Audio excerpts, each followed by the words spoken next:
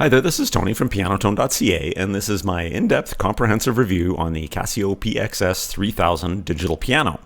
This piano has a ton of features to talk about, so this review is kind of long. I will have shortcuts in the description below where you can jump to different sections if you want, and if you prefer, I did do a shorter summary review, which I will also link to below. But if you want a detailed review, grab your headphones and your favorite beverage, and let's check it out. Okay, so the PX-S3000 and its younger sibling, the PX-S1000, were released in 2019, and then in late 2021, new versions, the 1100 and 3100, were announced. I do want to say at this stage that the new versions, in my opinion, are really not significant upgrades from the prior versions. It's mostly a couple of features here and there that are a little bit different. I will talk about those during the review.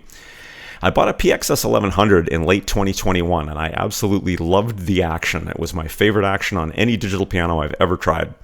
And the sounds and the portability were fantastic, but I found that the lack of a user interface and the removal of the 1/8-inch audio in port to be pretty frustrating. I had hopes that the Chordana Play for Piano app would be a good substitute for a user interface, but for me that didn't turn out to be the case.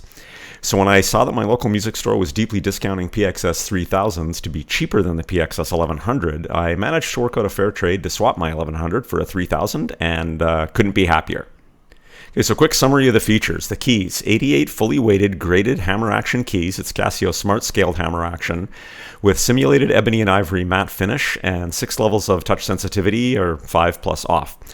Voices: 700 voices, 192 notes of polyphony. This is the newer AIR sound chip.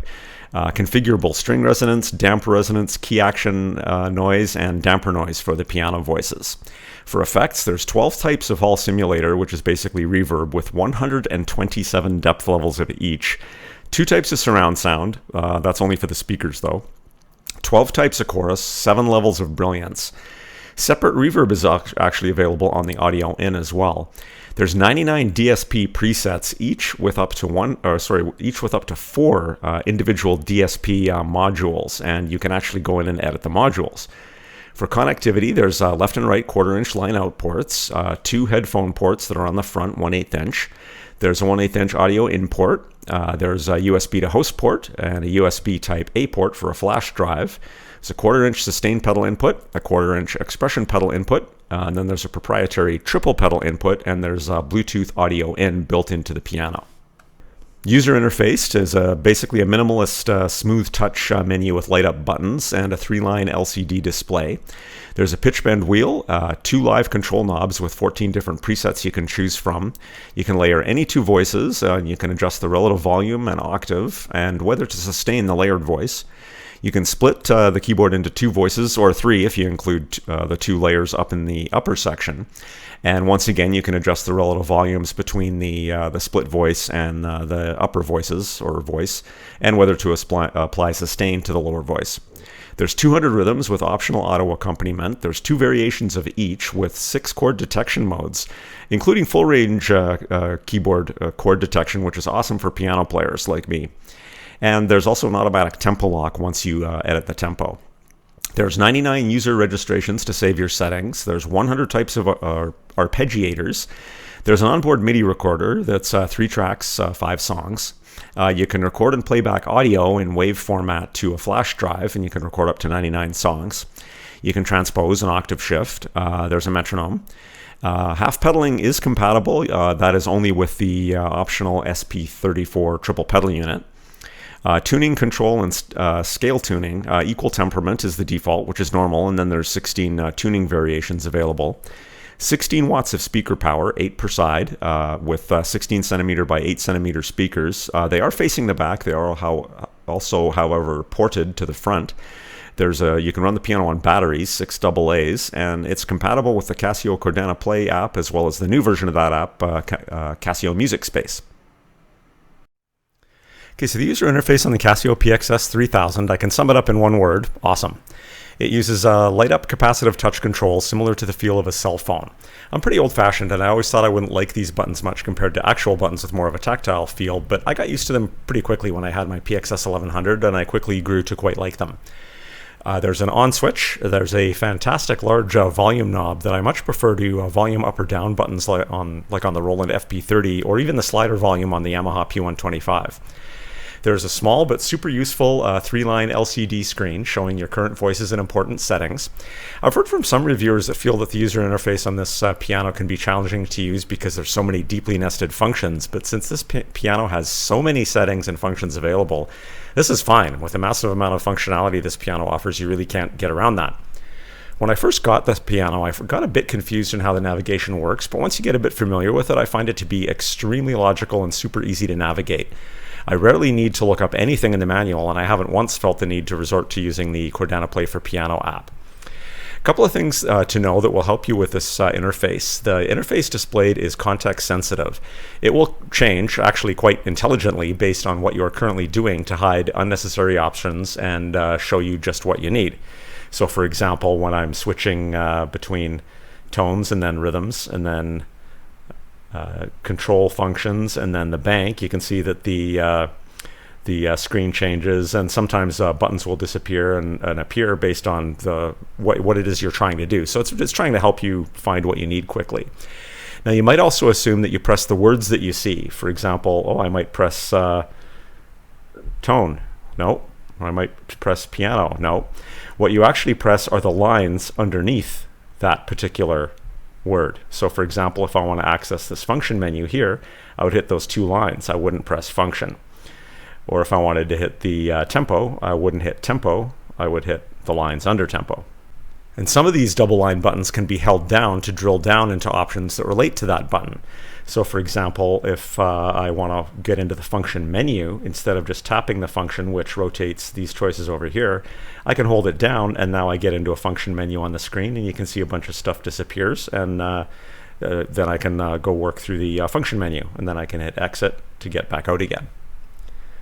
So the left side of the menu is for working with rhythms and accompaniment and playing back recorded songs.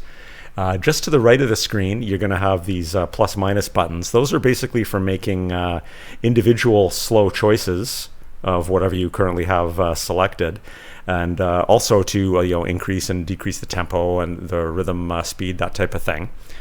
And notice how this menu as well is context sensitive. If I hold down tempo, then everything disappears again, and then I can just hit the tempo button and set it, and then press exit to go back out again. Now the sound mode is a very handy toggle switch to basically turn the reverb effects on or off. So for example, if I have it like this, then I have no reverb. I hit it once to get the yellow light, now I have reverb on. If I hit it again, I'm also going to get a surround sound effect. That actually only works through the speakers though. Then the record button is for recording either onboard MIDI files or audio files in a WAV format that requires a flash drive connected to the back of the piano. Now the next button is the function button. This is a button with some workflow that you need to understand and get used to because you'll be using it a lot. And once you're used to the navigation from this button, it works great and it's super easy to use. So there's 2 main things the function button does. If you hold it down, as I was mentioning, you get into the function menu, and then you can go through different function settings. But if you tap it, it's going to give you different context-sensitive menus over here. So the first one is going to be the tone, and or the voices, and they're broken down into categories, so piano, electric piano, organ, etc. And you can actually jump within the category to subcategories by tapping that key. So for example, if I tap the piano key, I go to the piano subcategory and then the harpsichord subcategory. If I go to, let's go to other, it'll be a better example. And go to the guitar category, the bass category, synth category, that type of thing. And then once you get to the category you want, then you can use the plus and minus to get some more granular navigation. Now if I hit the function button again, that's going to take me down to the rhythm, and that's basically laid out exactly the same way. It's broken into categories, and then there's subcategories as well. So you can scroll through or jump through to like subcategories, and then once again scroll through to single selection by single selection with the plus minus buttons. Now the control section, that's where you're going to set up DSP effects, where you can transpose, where you can set up what the live control knobs do, turn on an arpeggiator, or work with splits and layers. And then bank, That's where you work with your registrations. And there are 96 registrations available on the piano, which is fantastic. There's actually 4 areas, and each area has 24 banks inside it, which are your registrations. It is a little confusing on the display because this says bank and you see 1, 2, 3, or 4. Those are actually the areas. The bank is displayed on the screen. So for example, if I choose area 1, bank 01, then I can scroll up to bank 24 and choose area 1 or area 2 or area 3 type of thing. So these are actually the areas, not the banks. But once you're used to it, not a big deal. So to sum up, is this user interface my favorite overall? No, but it's actually up there as one of my favorites. It would be nice if it had a little bit of a bigger screen displaying a bit more information, and if the registration workflow was a bit clearer. But overall, this user interface is really quite awesome in my opinion. At the time of this review, I've only had the piano for a couple of weeks, and I'm already really comfortable navigating through it, and it is very rare that I have to look up anything in the manual. Okay, the keys. The Casio PX-S3000 has 88 full-sized, fully weighted, graded hammer action keys. This is Casio's smart scaled hammer action. It's got 6 levels of touch sensitivity, so 5 plus fixed, and a simulated ebony and ivory matte finish on the keys. With this action, Casio moved to a dual sensor system that's aided by software, hence the smart in the name, from their prior triple sensor action. As far as the matte finish goes, I really like how Casio did this on the PX-S series. I'm actually kind of surprised how much I enjoy playing a piano that has a matte finish on it as opposed to a piano like the P125 I used to own that has shiny, smooth plastic keys. As far as how the action feels, it's a lighter action than that of the Yamaha P125 I used to own, which I did really like, and it's much lighter action than the Roland FP30 that I used to own, which I also liked, but I found it was a little on the heavy side for me.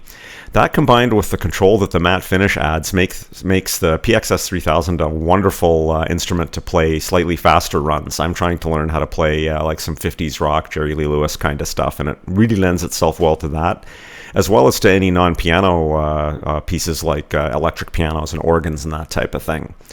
The PHA4 action on the Roland FP series is definitely a more closer representation of an acoustic piano action.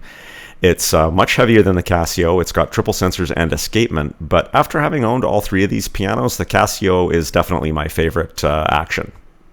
So the action on the PX-S series has become somewhat of a bizarrely popular topic online for a couple of reasons.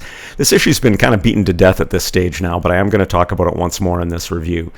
Now, I've only been playing piano for a couple of years, playing modern music, not classical, and I don't have much experience with acoustic pianos, so I am commenting on this from an adult beginner point of view. The 2 common issues that some people will criticize this action for: the keys are a bit more difficult to play towards the back of the key than at the front. Now, this is an issue on any digital piano to some degree, but it's supposedly a bit more noticeable on the PX-S3000 than other digital pianos because the piano is so incredibly slim, which results in a shorter pivot point. On an acoustic piano, you're not going to notice any difference between playing at the front of the key and the back of the key. But the big talking point is that the Casio decided to weigh the black keys slightly lighter than the white keys, which isn't very common. And there's been significant criticism about this from some very knowledgeable people online. And then there's other super knowledgeable people online that have said they totally understand why Casio engineers chose to do this, which is going to be quite likely since the shorter pivot point from the slim case results in keys being harder to play towards the back, that the black keys, if they're weighted a little bit lighter, might compensate for that to some degree. And those people also said that they either didn't notice it, or if they did notice it, it didn't affect their playing in any way, shape, or form. Now, did I, adult beginner guy, notice either of these issues on either the 1100 or the 3000? Well, I did notice the keys being a bit harder to play towards the back, but I noticed that on any digital piano I've owned, and I didn't really notice this as being any different. As far as the weighting issue, I did not notice that either, but again, I'm a beginner. It's also important to note that since being released in 2019, the PX-S1000 and the 3000 have both become extremely popular gigging instruments for professional keyboard players that actually take the pianos out and get paid to play. So, and I actually know a couple of people who own PX-S pianos, use them to gig, and have nothing but good things to say about them. So far as my thoughts on the action on the PX-S3000 piano, I absolutely love it. It's smooth, easy to control, and it's a bit on the light side, which really suits my playing style. I really enjoy it. And after having owned a PX-S1100, I was super thankful when I unboxed my 3000 that I couldn't tell any difference in the action between the two. So if Casio did make any changes to the action between the 1000, 3000 series and the 1100, 3100, it's not a change that I noticed, so super happy about that. Now keep in mind that action is a very personal thing and everybody is different. So as with any digital piano, you really should try to spend as much time as possible testing out actions of various pianos that you're considering before deciding on one. If replicating acoustic piano action as close as possible is super important to you, then you should probably look towards that PHA4 action on the Roland FP series. Or if you think you would prefer a lighter, faster action, you should really check out a PXS series piano. Okay, the voices. There are a whopping 700 voices on the Casio PX-S3000. It's 24 pianos, 24 electric pianos, 32 organs, 18 strings, 45 pads, and then tons of every other instrument you can think of. There's wind instruments, guitars, bass, ethnic instruments, etc. Although I'm not usually one to dive too deep into tons of different voice selections, I have to say there's some amazing piano and electric piano variations and tons of pads, which I really like to use for layering, especially with ballads. The piano voices I used mostly on my PX-S1100 were the grand piano concert, the rock piano, and the jazz piano. Those are all on the 3000 as well, but the 3000 adds a bunch more that are fantastic. The first two I've noticed are the pop piano and in particular the stage piano, which might be my favorite overall digital piano voice ever. Most manufacturers, Casio included, will have their most full, detailed, and nuanced piano sample as their main sample. And the PX-S3000 does that as well with that grand piano concert voice. But as is the case with other manufacturers, while these voices sound amazing on their own on solo piano pieces, if you're playing along with a band or backing tracks a lot of the time, which is what I do almost all of the time, a lot of the detail and the nuance of those voices can kind of just get lost in the mix. And I would often end up choosing a brighter piano sound instead, but then those ones are seldom as detailed as the main voice. That's where the stage piano voice comes in. It really is the best of both worlds. It has a lot of the nuance and the detail of the main voice, but it's bright enough not to get lost in the mix. If I had to have a piano with only one voice from any manufacturer, this is the voice that I would choose. So here's a demo on some of the voices on the PX-S3000.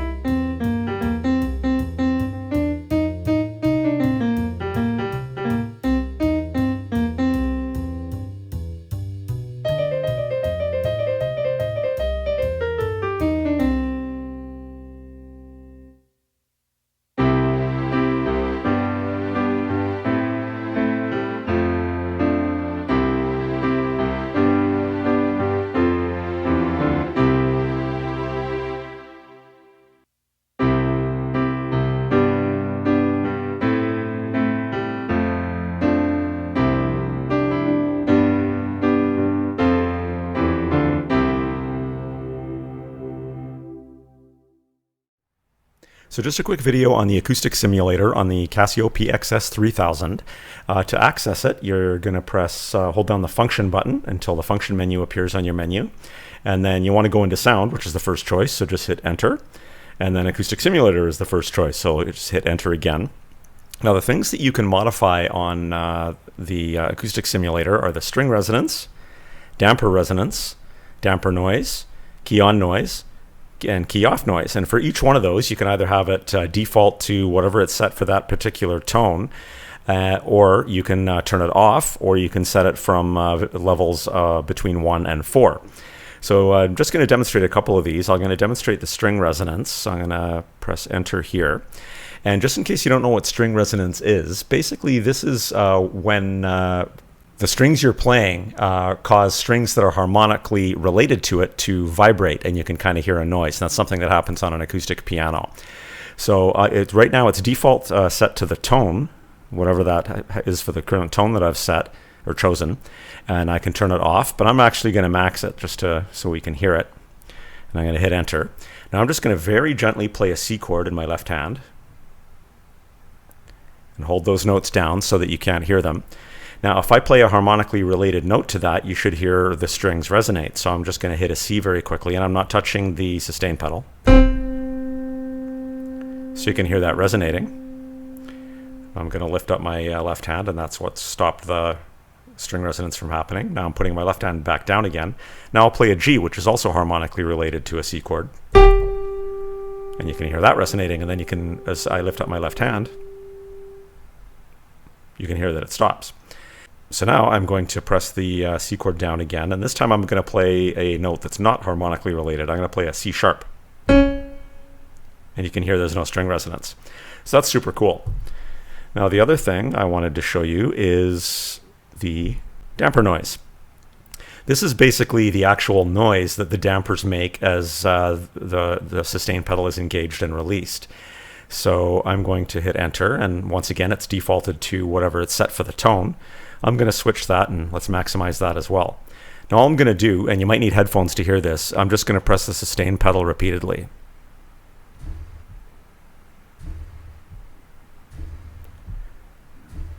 So it's super subtle, and like I said, you might need headphones to hear that, but still super cool. So lots of neat ways in here that you can kind of fine-tune the sounds of your piano voices.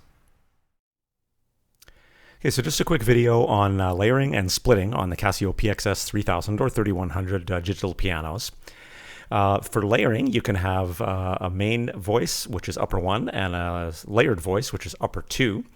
And then for splitting, you can have you can assign any voice to the lower voice. I typically will use a bass guitar, that type of thing. So I'll demonstrate layering first. Now to do your layering, you want to select your main upper 1 voice first. So I'm going to switch from grand piano concert to my stage piano, which is a voice I really like.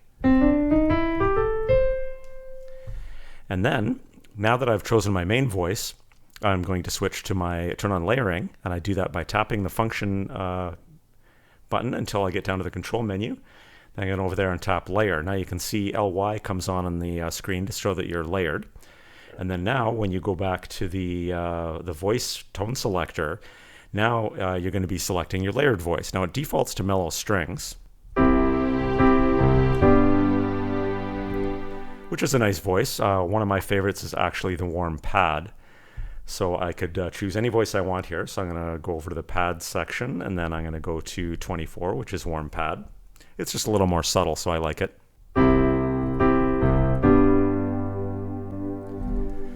But for this demonstration, it's actually going to be better to use the strings so that you can hear them a little bit clearer when I demonstrate a couple of the other things.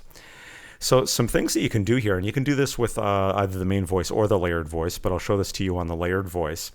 Let's say I want to shift the octave of the layered voice to be maybe an octave up. To do that, I hold down the function function button, and then I scroll over to keyboard, and I hit enter, and then I navigate to part octave shift. So I'm going to say part octave shift for upper 2. So that's going to be my strings, and then now I can modify that. So instead of being not octave shifted, now I can shift it up an octave.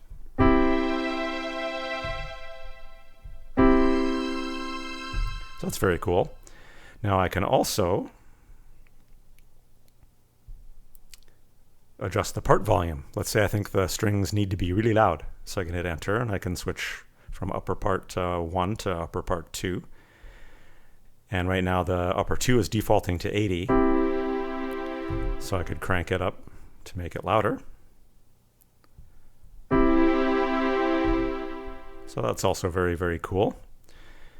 I'll turn that back down to where it was. Now one thing that is a really cool feature on this piano is that you can also decide whether or not you want the sustain pedal to be applied to the layered voice. This is a huge feature because strings can often overpower the main voice like a piano. So for example, if I'm playing along,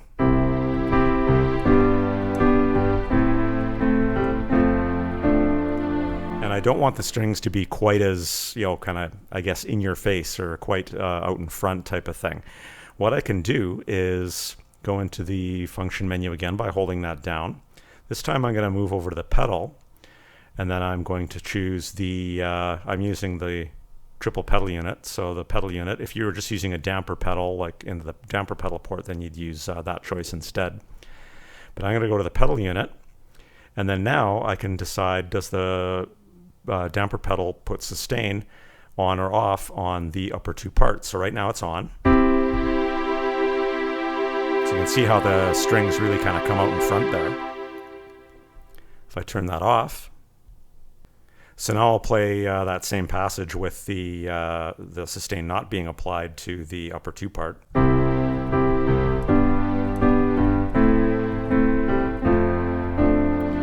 So you can hear how the sustain isn't getting applied to the strings, so it's just not quite as the strings aren't quite as out in front.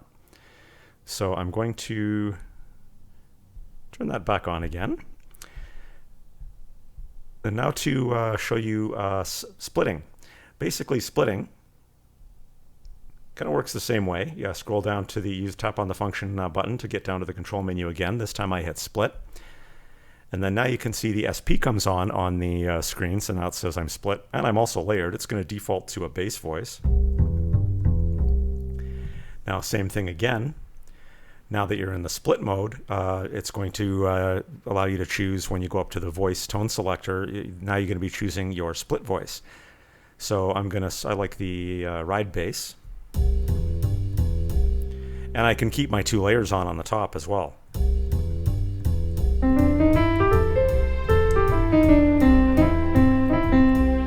So very, very cool. And you can do the same thing with the split voice, exactly the same thing as you did with the layered voice. You can adjust the octave, and you can choose whether or not the sustain pedal applies to the split voice or not. By default, the sustain pedal does not apply to the split voice, because usually you're going to be using something like a bass, and you don't want it to. So that's basically how you layer and split on the PX-S3000 and 3100. Okay, so the Casio PX-S3000 offers tons of effects, types, and levels to customize your sounds. As I mentioned before, the Casio really does outshine the Yamaha P125 and Roland FP30 in this area. So the first effect that I'll talk about is the Hall Simulator. This is basically reverb. There's 12 types of reverb, and each one has 127 depth levels, which is kind of crazy. Do note that you can turn the reverb on or off easily on the fly with this sound mode button right on the front of the piano. And you can also choose to assign reverb and chorus to the live control knobs over on the left-hand side for quick on-the-fly depth level adjustments. So to access the reverb, you hold down the sound mode button, and then this is where you choose your reverb type. So you can choose any of the 12 different types. So I might switch it from hall to room, or let's go British Stadium. See what that sounds like. That's a fair bit of reverb. And then I can scroll to the depth level, and then I can adjust the depth level from 0 to 127. So if I crank that, that's a lot of reverb. Now the cool thing about the Casio is that you can, separately from the reverb that you have on the voice that you have selected on the piano, you can also adjust the depth level of the reverb applied to any audio in. So if you're streaming in a backing track, maybe it already has reverb on it and you want to turn the reverb down on the backing track, but you still want to have reverb on what you're playing on the piano. Super cool that is something that you can choose separately. Then if I scroll to the next option, that's where I specify the surround sound type that I want. There's two choices in here that you can play around with. And those are only going to affect the sound coming out of the speakers, not the headphones or the line outs. And do note that you can quickly turn the surround sound on and off as well, just like the reverb, but with that sound mode button that's on the front of the piano. So on to chorus. There's 12 different types of chorus you can choose from, and brilliance, there's 7 levels of brilliance from +3 to -3. Now to access those, they're actually in a different menu. You hold down the function button, go into the sound menu, scroll past the Acoustic Simulator that we were talking about, and then go into the effects menu. Now in here, the chorus type, that's where you can choose the different chorus types. So either the one that's default on the tone or whichever one you want to choose. I'll choose a short delay. And then you can also adjust the brilliance. I'm actually going to turn that chorus back off again. Turn that back to the tone. And then the brilliance level. Basically, a negative number is going to make it a much softer sound, and a positive number is going to make it a bit sharper. So if you've got a tone that just isn't quite cutting through the mix as much as you might like it to, then that's actually a good tool to have at your disposal. Okay, now for DSP effects, there are a staggering 100 DSP presets available, and each of those DSP presets may be using between 1 and 4 individual DSP effects. This to me is already probably way more customization than I'm ever going to use, but if you want even more editing, you can dive deeper into sound editing and edit various settings for each of the individual DSP effects that are within a preset. Now that's a little bit out of my league, but I'll just show you how to get at the DSP effects. So if I scroll down to the control menu on the right hand side and then hit DSP. Now that's going to be the DSP effect that happens to be applied to the or preset that happens to be applied to the current tone I'm using. But now I can scroll through and try different DSP effects out. So let's put a phaser on.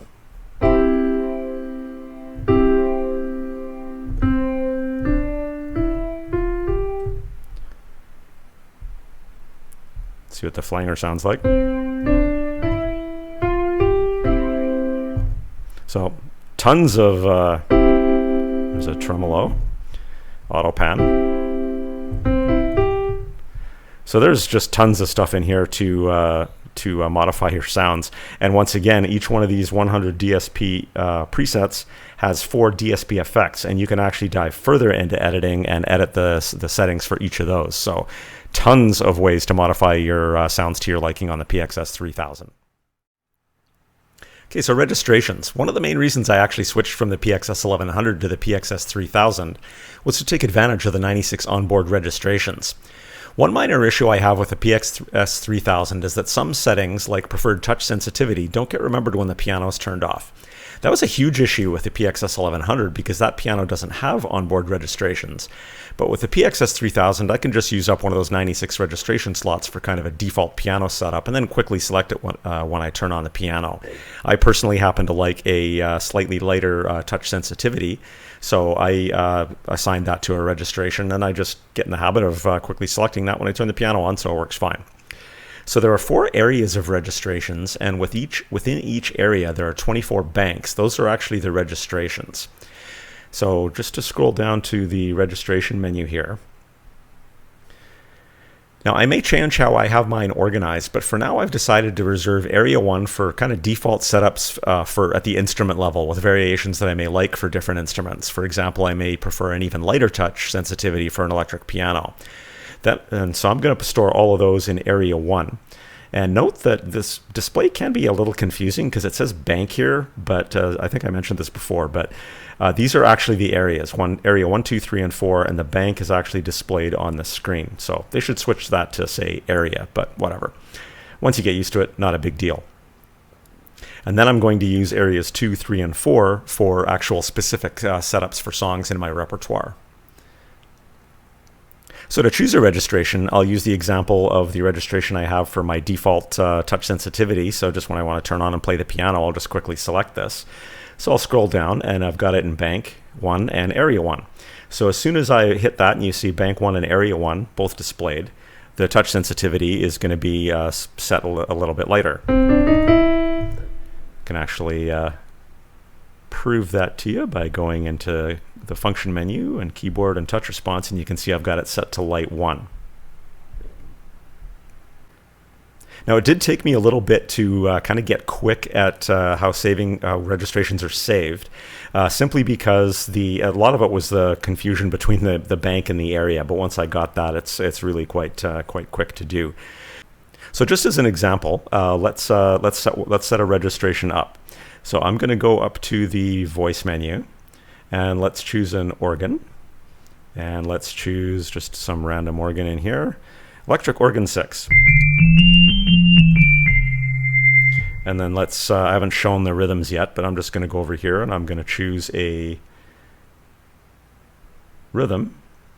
Let's choose a jazz rhythm, and let's call it big band. Okay, and that's all I'm just going to bother choosing. You can make all sorts of different settings. You can just set the tempo. You can turn your effects on. You can assign your live control knobs. All the changes that you want to make before you want to save that registration. So now I've made all those changes, and I want to save my registration. I just come down to the registration menu, and I'm going to choose my bank first. So I'm going to choose Bank 5, and I'm going to store that in Area 4. So I'm going to hold down Store and hit 4. And it's prompting me, do you want to overwrite 5-4? I'm going to say yes. And I'll press Exit. Now I'm just going to turn the piano off and turn it back on again.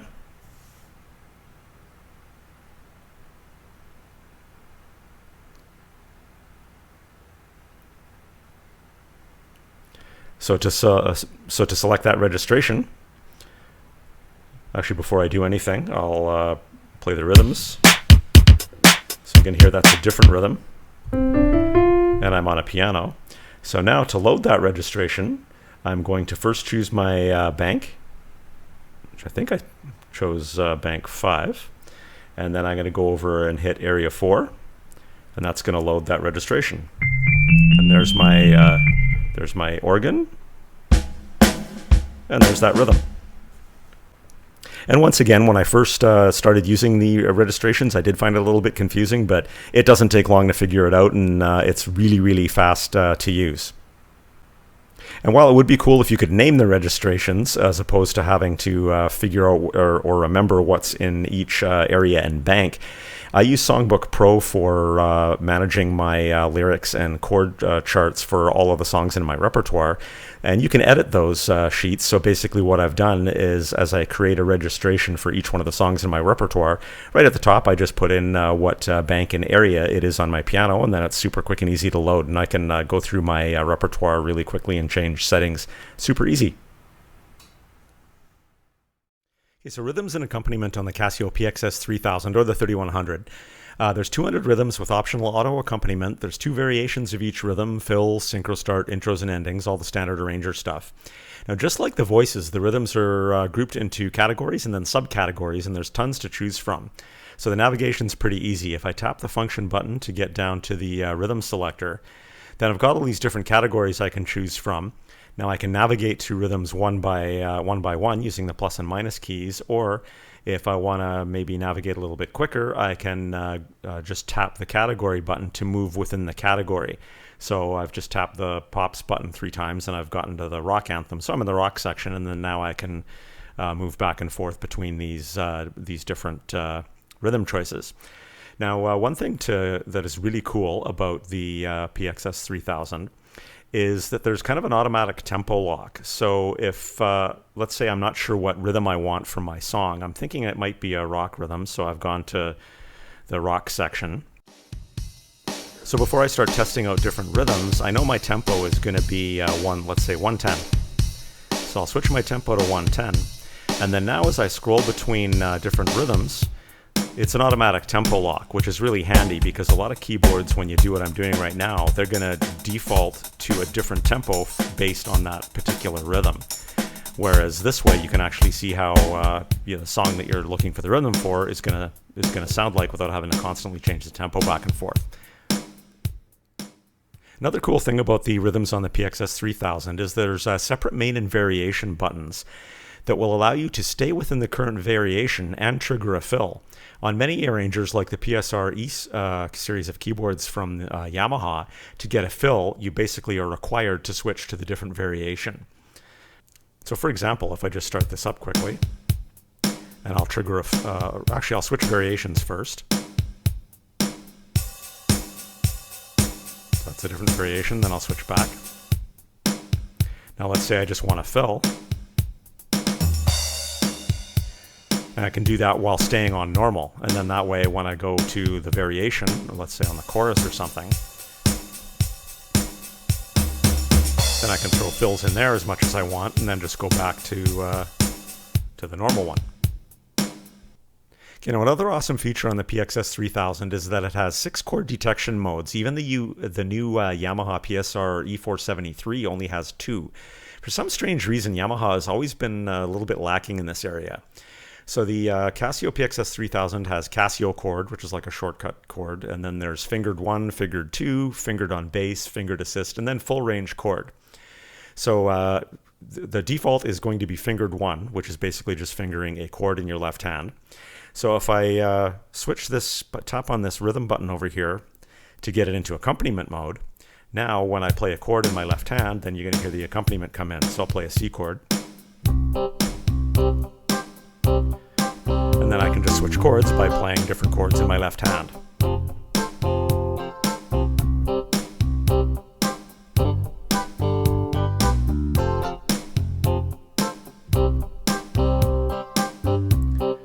Now you you can notice that when I'm playing in my left hand, I'm currently set to a piano voice, but you're not hearing anything that I'm playing in my left hand. And that's because I've got the accompaniment turned on and it's set to be fingered. So you're only going to hear me play on the right.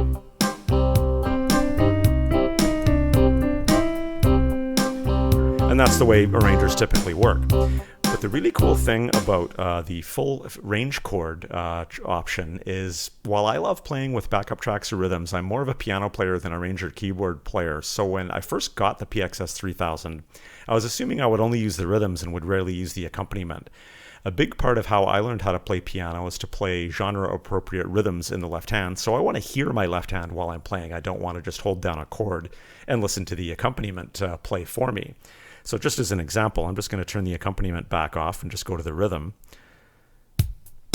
So for a rhythm like this, my left hand would be playing something along the line of this.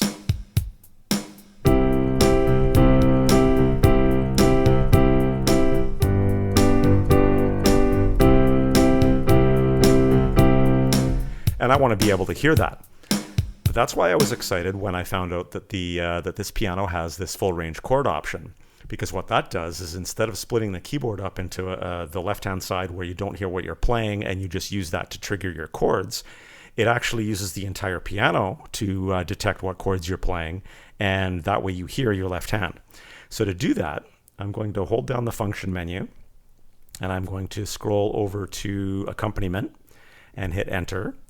I can change the accompaniment volume, that type of thing. I'm going to go into chord mode. You can see it's on fingered 1. Now I'm going to go to full range, and I'm going to exit out of there. So now, if I play a chord in my left hand, you can hear the piano now. So now, instead of having to play a full chord in my left hand, I can just play kind of, I guess, freestyle the way I normally do. I'll turn the accompaniment back on, and then we can hear how that sounds.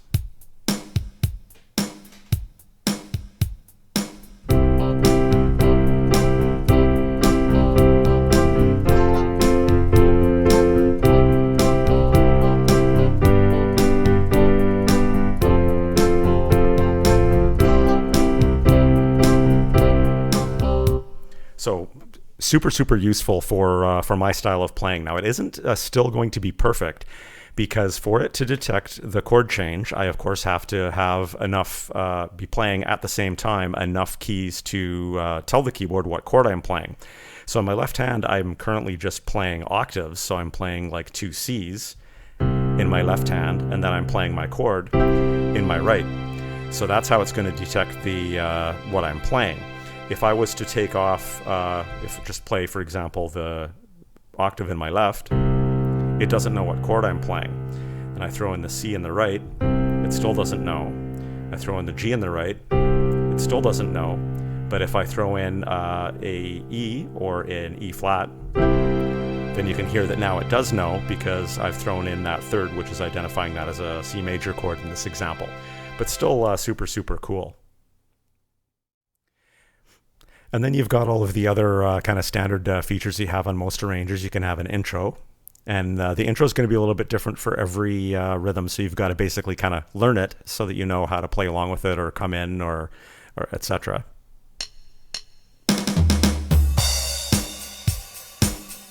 So you can hear how that one was nice and short. Now you can also do a sync start. So now it's waiting for me to play.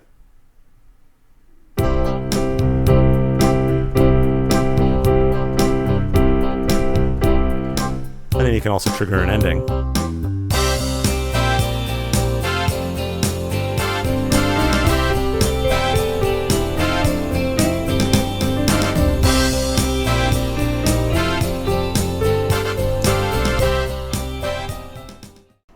Okay, connectivity. The Casio PX-S3000 has 2 1/8-inch headphone ports. They are on the front, so thanks for that, Casio. Super convenient. 1/8-inch audio in-port. That port was actually removed from the PX-S1100 when it was upgraded to the 1000, and that's one of the reasons I switched to the 3000. It is good, though, that if you're looking at a Casio PX-S3100, that 1/8-inch audio in-port is still there. There's a Bluetooth audio in, which is built into the PX-S3000. On the PX-S3100, that got removed in favor of the WU-BT10 Bluetooth adapter that they're starting to include with some of their keyboards. That doesn't really bother me because I rarely use Bluetooth, but since the adapter requires the use of the USB Type-A port, so the flash drive port, then it means you can't use Bluetooth and the flash drive at the same time. I'm not sure why Casio just didn't leave the onboard Bluetooth from the 3000 so that wouldn't be an issue. There's a USB to host port for connecting to a device to send MIDI data. I do wish that Casio would catch up with Yamaha and start including a audio interface in that port, because that's a massive feature. But the next feature, which is the flash drive port, the USB Type-A port, does kind of accommodate that to some degree, because you can connect a flash drive and record high-quality audio direct to that in WAV format. And you can also save and load additional registrations if you need more than 96. There's a 1/4-inch sustain pedal port. A basic brick switch pedal is included. You should definitely upgrade to a nicer pedal. Make sure you get a pedal that has a polarity switch so it'll work with any keyboard. I'll link to one in the description below. There's also a proprietary 3-pedal port for the Casio SP34 triple pedal unit. I actually did get one of those. So you get a soft and sostenuto pedal as well as sustain, and the sustain pedal in this unit supports half pedaling. So if you buy this, you don't need to also upgrade to a sustain pedal. There's a 1/4-inch expression pedal input, and you can also configure that port for a normal switch, like on-off pedal, like the brick pedal that comes with the Casio. That will have reduced functionality though. There's a 1/4-inch left and right audio out ports to connect to external amplification, audio interfaces, etc. So they're great for gigging and performing. Now, a couple of things to keep in mind. Even if you don't have an expression pedal, you can connect a normal sustain pedal or foot switch, like I mentioned, like the one that comes with the PX-S3000, to the expression port, and you can use it for things like starting or stopping rhythms or rhythm fills. And if you buy the SP34 triple pedal unit like I did, then you no longer need the sustain pedal input, so you can do the same thing with that. You can also have a plain foot switch or sustain pedal hooked up to that port, also for starting, stopping rhythms, etc. So I actually have the SP34 pedal unit, so I have foot switches connected to the expression pedal input for starting and stopping rhythms, then another pedal connected to the sustain pedal input for doing rhythm fills. So a lot of pedals to work with, but I'm getting used to it. Okay, the other features, portability. The PX-S3000 is one of the slimmest fully weighted hammer action pianos on the market. It probably is the slimmest. It only weighs 24 pounds and it can run on batteries. It doesn't really get much more portable than that. It's 2 pounds lighter than my Yamaha P125 was, 6 pounds lighter than the Roland FP30, and it's 2.5 pounds lighter even than the Roland FP10. And none of those pianos will run on batteries. So standard features, like most digital pianos have nowadays, it will have things like the metronome and the ability to transpose keys. The PX-S3000 also has a pitch bend wheel, which is handy for voices like the guitar voices and that type of thing. And it's also got 2 live control knobs. And then there's 14 different setting presets that you can choose from to assign to those knobs. So that will help you modify your voices on the fly while you're playing. There's a MIDI song recorder. It's got an onboard MIDI recorder where you can record up to 5 songs with 3 tracks each. And there's a basic punch-in feature to start recording from a certain point within a track. But with all the wonderful like graphical user interface recording software packages out there, tools and apps that are available, simple onboard MIDI recorders like this are really only useful, in my opinion, as a quick way to capture an idea before you forget it without needing to be hooked up to all your recording stuff. And I use it for that purpose all the time. However, the same buttons can also be used to just as quickly and easily record a high-quality WAV file to a USB flash drive. To me, that's a far more useful feature, since you can just unplug the flash drive and quickly and easily transfer that file to recording software on a PC, or you can just share it with others and you don't need to do any additional conversion or work with it or anything. And you can also do all of that without needing an external audio interface. For proper multi-track song recording, you really want to be either recording MIDI connected to a device with recording software like GarageBand on an iPad or something, using the USB MIDI port and a cable, either that or to record audio to connect to a device such as GarageBand on an iPad, or a different DAW on a PC or something, using the left and right line out ports to send your audio data to an external audio interface, which then connects to the recording software to transfer the audio data. Or once again, you can use that flash drive port, save your audio directly to that without the external audio interface, and then just transfer the file to your DAW software. There's tuning control and scale tuning. This isn't something I'm ever going to use, but there's different scale temperaments you can tune your piano to. Equal temperament is the normal one, but the PX-S3000 also has 16 other tuning variations. For example, a tuning variation may change your keyboard so that instead of one key up being a half step, maybe it's a third or a fifth or something. If you don't know what this is, ignore it. And if you do, you probably think it's cool. Speakers. The speakers on the PX-S3000 are 8 watts per side, and they face the back, but they're ported through the front as well. The speakers were supposedly one of the upgrades between the older and newer models of the 1100 and the 3100. I do wish that I could have had my PX-S1100 and PX-S3000 side by side at the same time for a bit so that I could have compared the speakers, but that wasn't possible, so I can only do it by memory. And to be honest, by memory, I don't really notice a difference, but apparently the speaker cones are made out of an improved quality material, and that's supposed to improve the sound. As far as comparing these by memory again is the best I can offer to the speakers on my Yamaha P125, which was 14 watts, or my Roland FP30, which was 22 watts. I think the PX-S3000 speakers probably sound the best, but for home practicing, I'm not really crazy about them facing backwards against my neighbor's wall in my apartment. They are ported through the front, but most of the sound still goes towards the wall. The Yamaha P125 speakers face the player as well as down, and for home practicing with speakers, I think they probably did sound a little bit better just simply because of the direction that they faced. The FP30 speakers were more powerful, very full and deep, but they faced only down, so kind of a similar issue as with Casio's facing back. All that being said, with any of these pianos, the speakers are perfectly fine for home practice, but with all three of these, you're probably going to want external amplification anyway to improve the sound quality if you're going to be performing with them. I'm definitely looking forward to testing out the PX-S3000 with my Bose S1 battery-powered PA system. And if you are using external amplification, you can choose to have the piano speakers enabled as a monitor or disabled. So here's a quick video of how the speakers sound as being just picked up by the built-in mic on my iPhone. And I will demo this both with and without the surround feature.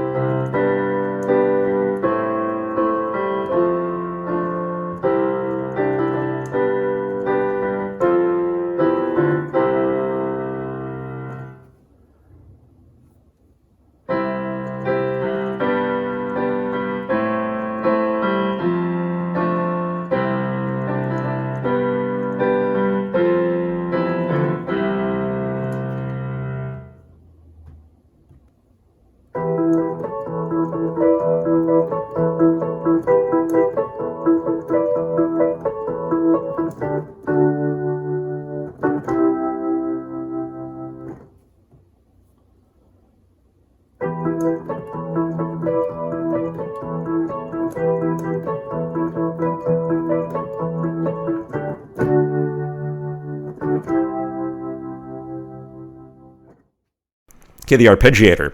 This is definitely not my thing, but if you're interested in dance music and or using auto arpeggiators in your play, which is a common feature on a lot of arranger keyboards, then the PX-S3000 has 100 choices for arpeggiators. This is where the piano is going to play an arpeggio pattern of some sort based on the keys that you're currently playing. Okay, so Chordana Play for piano and Casio Music Space. Okay, the first thing to mention is don't confuse Chordana Play with Chordana Play for piano. The regular Chordana Play is for keyboards like my Casio Tone CTS1 or the CTS 100, 200, 300, 400, 500, etc. Note that both of the Chordana Play apps have recently been merged into a new app called the Casio Music Space, but there are almost no noteworthy additional features in Casio Music Space. For the most part, the functionality and the screens are totally identical. I will be doing a review on the difference between those apps soon. While the regular Chordana Play app does have some cool features, I've never been a big fan for two major reasons. The regular Chordana Play doesn't offer any control over your keyboard, so choosing voices or settings, that type of thing. And while it does have some teaching and some play-along features, most of that uses the falling note piano roll approach, which to me is a hand coordination video game, and it's not really teaching you anything. If you're looking for some great online piano courses that work super well for me, I will link to those below in the description. Chordana Play for piano and Casio Music Space, however, do add the ability to control your piano with a nice graphical interface. And I do intend to do an in-depth review of Casio Music Space, so I don't want to spend too much time on it here, but my overall thoughts are this.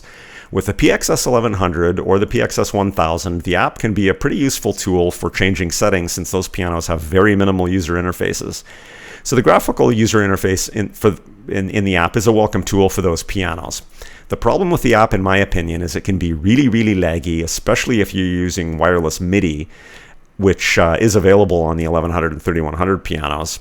And it can be a bit unreliable at times. With my PX-S1100, I had it on multiple occasions lose its connection to the piano, change my voices, and change some settings. Given that the PX-S3000 and the 3100 have actually a pretty fantastic user interface on board with a menu screen, there's really no need to use those apps, especially given the issues I was just talking about. If you do own a PX-S1000 or 1100, it would be a nice tool to have, but I would still only use it at home. In a performance situation, I wouldn't mess with it personally just because it seems to have a lot of issues. Okay, the other choices. I just wanted to have a quick discussion on how I view the PX-S3000 with some competitors in the same general price range. Now keep in mind that price range is going to be different whether you're looking at the PX-S3000 or the 3100 because first of all, the 3100 actually jumped up in price a fair bit from the 3000. But there are also quite likely, with the release of the 3100, going to be discounted PX-S3000s available. And as I mentioned before, there really isn't, in my opinion, a huge difference between the 3000 and the 3100, so could be an opportunity for you to get a really, really good deal on a fantastic piano. I did. I actually paid less for my PX-S3000 than what the PX-S1100 is selling for. So the PX-S3000, when it was new, sold for about $775 US dollars, and the PX-S1100 is currently selling for about $680 US dollars. And again, since I got mine discounted, I actually ended up paying less than $680 US for my 3000. So the PX-S3000 versus the Yamaha P125, which is about $750 US dollars. So when comparing the PX-S1100 to the Yamaha P125, it was super tough for me. I owned a Yamaha P125 for about a year and I absolutely loved it. But with the PX-S3000, it has a menu screen, rhythms and accompaniment, 96 registrations, the ability to run on batteries, awesome action with matte finish, and hundreds of voices. The 3000 pretty much really outshines the P125 in every way except for one. The P125 has that audio interface built into the USB to host port, which is a massive feature because that allows you to record high quality audio and video without needing an external audio interface. But since the Casio allows you to record audio directly to a USB flash drive, that somewhat makes up for that feature. Although I have to admit, I don't understand why Casio continues to not include built-in audio interfaces in their newer pianos and keyboards. Yamaha has been doing it for years. I guess that one other advantage of the P125 would be the Smart Pianist app, which in my opinion is far superior to the Chordana Play or Casio Music Space app. But to me, that doesn't matter on the 3000 because it's got such a great onboard user interface. Okay, the Roland FP30X. I owned a Roland FP30 for almost a year before trading it in on my Yamaha P125. As far as features go, the Casio once again outshines the FP30X in almost every area except for one, which is again the same as that the P125, which is the FP30X, has a built-in audio interface. But there is another significant difference between the FP30X and the Casio PX-S series, which is the action. The Roland has the PHA4 triple sensor action with escapement, which is much heavier and much more realistic, true to acoustic piano action than the Casio, which is much lighter and faster. Whether that is good or bad depends on your needs and your personal preferences. I personally don't need to have a piano with a heavy, more realistic acoustic piano action, and I just very much personally prefer a lighter action. But if having a realistic action compared to an acoustic piano is super important to you, then you should be considering the Roland FP series. Okay, so the Casio PX-S3000 versus the PX-S3100. The 3100 is currently selling for about $900 US dollars, and even before discount, the PX-S3000 was about $775. So it's a pretty big price jump, and in my opinion, it's not a massive upgrade. The only differences are they removed the onboard Bluetooth from the PX-S3000 and now includes the WU-BT10 Bluetooth adapter, which transmits both audio and MIDI, but it does require the use of the USB flash drive port. There are improved speaker cone material, although, as I mentioned, my beginner ears didn't notice a significant difference between the 1100 and the 3000, but they're beginner ears, so who knows. Possibly improved piano samples. I have heard some reviewers say that they think the piano samples have been improved, but I can't really confirm that, and there's no mention of it on Casio's site, so I don't know. And to me, the grand piano concert voice on my PX-S1100 and the grand piano concert voice on my PX-S3000 sound identical. So basically, the big difference for me here is the price. The PX-S3100, even before the discounted price I got for my PX-S3000, is about $125 more expensive. And with the discounted price I found, the PX-S3000 turned out to be about $250 cheaper, so it was an easy choice. To me right now, if I was going to go buy either a 3000 or a 3100, even if it was only $125 cheaper, I'd still go with the 3000. Okay, so the PX-S3000 versus the Yamaha DGX670, which is about $900. The DGX670 piano from Yamaha is an absolutely fantastic product, and it does directly compete with the PX-S3000 and 3100. It's got tons of high quality voices. It's got a fully weighted action, same GHS action as the Yamaha P125. It has a very advanced arranger features, more advanced than the Casio. It's got a mic input with effects, and it has a built-in audio interface, and it's got an amazing user interface with tons of tactile buttons and a full color large menu screen. So does the DGX670 blow the PX-S3000 and 3100 out of the water? Well, not quite, because it depends on your needs and your use case. The DGX weighs a whopping 50 pounds, twice that of the Casio. So even though they call this a portable grand, it really isn't a good choice if you want portability, because that's pretty heavy to be moving around. The DGX has no left and right line outs, so once again, it's not really a good choice for gigging or performing. The Casio can run on batteries, the DGX cannot. The Casio has a matte finish on the keys, and the Casio has 16 watts of speaker power versus 12, although the speakers on the Yamaha do sound really good. The DGX sells for the same price as the PX-S3100, but the PX-S3000 is already cheaper at its old regular price than the DGX, and at a discounted price, it's significantly cheaper. So basically, if you don't have a need for portability and you don't care about the matte finish, then the DGX might be a good choice for you if you're willing to spend the extra money over the 3000. But for me, the 3000 was definitely the way to go. Okay, the Yamaha PSR EW425 keyboard, which sells for about $500. I'm including this new keyboard from Yamaha in this list with a big qualifier. This is a keyboard. This is not a digital piano. It has non-weighted synth action keys. So if you're looking for a weighted key piano, just ignore this one.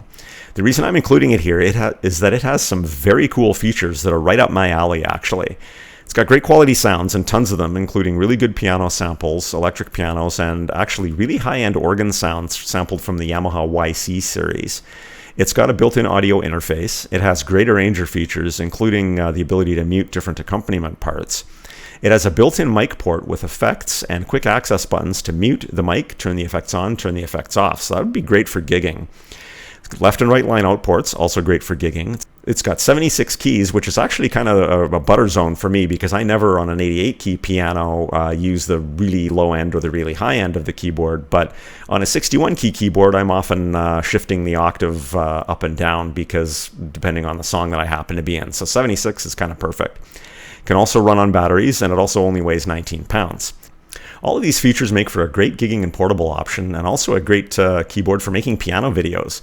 With this keyboard, I wouldn't need any external equipment to make a piano video, because with a mic in port, I could connect my mic to the mic in, and with the built-in audio interface, could connect the keyboard to my iPhone and make piano videos with high-quality audio without any external equipment. And the keyboard also has 24 watts of speaker power, and the speakers are really, really good quality. And it also only weighs 19 pounds, and it's a little bit shorter than my PX-S3000. It is actually a little bit deeper, though, and it also weighs about 5 pounds less. So the only real big issue here is the non-weighted synth action keys. While I'm not someone who desperately needs to have key action that's as close as possible to an acoustic piano, I just happen to prefer a fully weighted action that's on the light side. I did actually try a Korg EK50 arranger keyboard, which has a unweighted synth action, and I loved the keyboard, and the user interface was great. But I did find that I was really missing the weighted action after a bit, so that's really going to be the deal breaker between these two pianos for me. And the other thing to mention is the accompaniment features. The Casio has full keyboard chord detection, and that's actually a huge feature for me. On the Yamaha, I would never play with the accompaniment features because of that, only with the drums, because the Yamaha doesn't have full keyboard chord detection. So the verdict on the Casio PX-S3000. I've been playing piano now for a couple of years, and I have owned an Alesis Recital Pro, traded it in on a Roland FP30, traded that in on a Yamaha P125. I sold that because I wanted to test out the Arranger keyboard waters, so I bought a Korg EK50. And then even though I loved the user interface and it was a great keyboard, I did realize that I kind of wanted to get back to fully weighted keys again, so I traded that in on my Casio PX-S3100. I did start to think that because I loved the action and the main sounds on that so much that I'd finally found the right piano, but the lack of a user interface combined with the PX-S3000s going on sale led me to switch to the PX-S3000, and that was definitely a smart decision. I love the action, fully weighted and graded, but on the light side and fast. I love the matte finish on the keys. I love the voices I've discovered so far, as well as the overwhelming voice selection. I haven't even really scratched the surface yet. I love the fact that there are built-in rhythms to practice with, and that the accompaniment offers full keyboard chord detection. And I love the fact it can record audio to USB, and that it's got proper left and right line outs for gigging. It can run on batteries, and it's super slim and light for a fully weighted piano. So with all that in mind, I would enthusiastically recommend the Casio PX-S3000 or the PX-S3100 if it fits in with your needs and budget, especially if you think you would prefer a piano with a slightly lighter action. You can read and watch thousands of reviews, but you won't really know if you like an action until you try it. So bring your headphones to a music store, spend some time with the ones you're interested in. And if you're curious about what's the difference between heavy and light action, go to a store and try to find a Roland FP series piano and compare that to the Casio PX-S series and see what you think between the two. If you'd like to check current prices out for the PX-S3000 or any of the other products I mentioned in this review, please click my appropriate affiliate links below to check that out. I've also included a link to a good generic sustain pedal with a polarity switch and to the Casio SP34 triple pedal unit. So as far as the PX-S3000 goes, check my Amazon links, but also look carefully around for PX-S3000s that might be on sale, either at your local retailer or other online retailers, because you should be able to find a deal somewhere. So thanks so much for checking out this review, and happy piano playing and happy piano shopping. Have an awesome day.